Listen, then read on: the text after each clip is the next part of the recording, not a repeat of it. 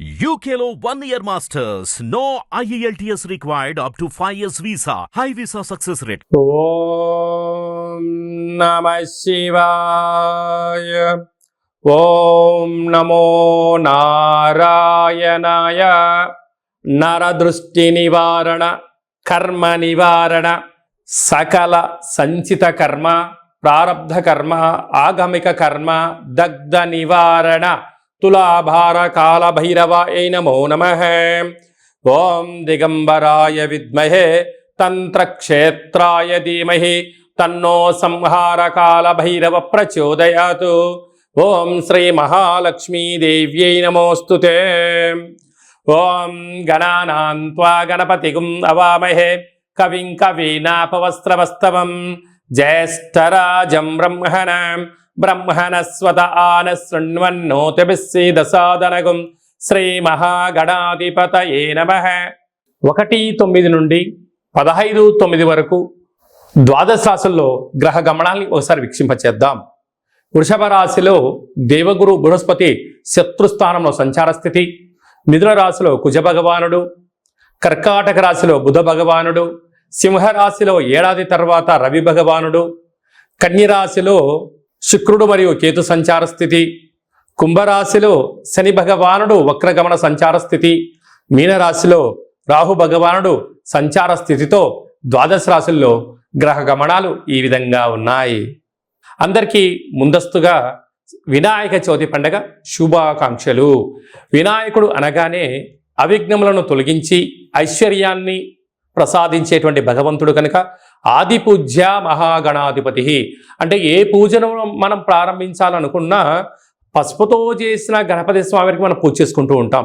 భాద్రపద మాస శుద్ధ చవితి వినాయక జయంతి సందర్భంగా గణపతి స్వామి యొక్క ఆశీస్సులు మనందరిపైన ఉండాలని కోరుకుంటూ, కైలాసనాథుడి యొక్క సుపుత్రుడి యొక్క ఆశీస్సులు మనందరిపైనను చూపిస్తూ, ఎవరికి ఎలాంటి కష్టాలు లేకుండా అందరికీ విద్య, విజ్ఞానము, ఉద్యోగము, వివాహము, సంతానము, రాజయోగము, రాజభాగ్యము, రాజభోగము, ఆనందయోగము, ఎవరికి ఏవేవి కావాలో అన్ని ప్రసాదించే శక్తి ఆ విఘ్నేశ్వర స్వామి వారికి ఉంది కనుక అందరిపైనను గణపతి స్వామికి ఆశీర్వాదాలను కోరుకుందాం.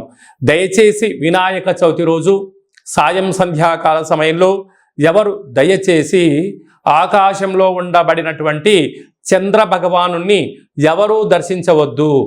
సింహరాశి వారు సోమవారం అమావాస్య, సోమవతి అమావాస్య, మంగళవారం అమావాస్య, కాళ అమావాస్య సందర్భంగా ఎలాంటి విధిని పాటించాలో ఈ వీడియోలో సవివరంగా సంపూర్ణంగా తెలుసుకుందాం.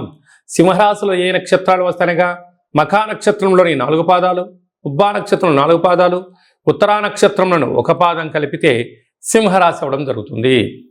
అలాగనే చాలామందికి పుట్టినటువంటి కాల సమయంలో డేటా బర్త్లో లేనటువంటి కారణం వలన పేరు యొక్క మొదటి అక్షరాన్ని అనుసరిస్తూ ఆ రాశిని తెలుసుకునే ప్రయత్నం చేద్దాం. మా, మీ, ము, మే, మో, టా, టీ, టు, టే అక్షరాల వారందరూ కూడా సింహరాశి జాతకులే. సింహరాశి యొక్క అధిపతి రవి. వీరికి విశేషమైనటువంటి నరదృష్టి, శత్రు ప్రభావం అధికంగా ఉండడం, ఈ రాశిలో ఉండబడినటువంటి నక్షత్ర మఖా నక్షత్రంలో సోమవారం రావడము, ఆ తదుపరి నక్షత్రం పుబ్బా నక్షత్రంలో సింహరాశిలోనే ఉంటుంది. ఆ రోజు మంగళవారం రోజు అమావాస్య రోజు రావడం, అలాగనే రాశాధిపతి రవి స్వక్షేత్రకంగా ఉంటూ ఉండడం, అలాగనే ఏకాదశి స్థానంలో లాభస్థానంలో కుజుడు సంచారం చేయనప్పుడు వీళ్ళు అనేక రకాలమైనటువంటి శత్రుబాధ, ఈతి బాధ, నరదృష్టి, దుష్టగ్రహాల యొక్క పరిస్థితి ఉంటుంది కనుక వీటిని తొలగించుకునే మానవ ప్రయత్నం చేసుకోగలగాలి. కనుక ఈ అమావాస్య రోజున ఒక తెల్లటి గుమ్మడికాయను కానీ, కొబ్బరికాయను కానీ, ఎర్రటి గుమ్మడికాయను కానీ సగభాగాన్ని కట్ చేసి ఇంట్లో పూజా మందిరంలో కానీ మన యొక్క గృహ ఆవరణలో పసుపుతో, బియ్యం పిండితో అష్టదళ పద్మాన్ని వేసి, ఉప్పును పోసి, తెల్ల ఆవాలను పోసి ఈ గుమ్మడికాయను పెట్టి 8 రకాల ఒత్తులు పెట్టి వెలిగించి కూష్మాండ దీపం దగ్గర కాళభైరవ స్వామి వారి యొక్క అష్టోత్తరాన్ని చెప్పుకొని, అలాగనే మనసులో కోరికను కోరుకొని ఆ దీపానికి యథాశక్తిగా నైవేద్యంగా ఏర్పాటు చేసుకొని, అంటే పులగం కానీ, దద్దోజనం కానీ, చక్కెర పొంగలి కానీ, అటుకులు బెల్లం లాంటివి నైవేద్యంగా ఏర్పాటు చేసి ఈ యొక్క దీపాన్ని, ఈ యొక్క ప్రసాదాన్ని చాకలి వాళ్లకు, దానం చేయగలిగినట్లయితే అద్భుతమైనటువంటి అదృష్టం సింహరాశి వారి సొంతం అని చెప్పి గమనించాలి.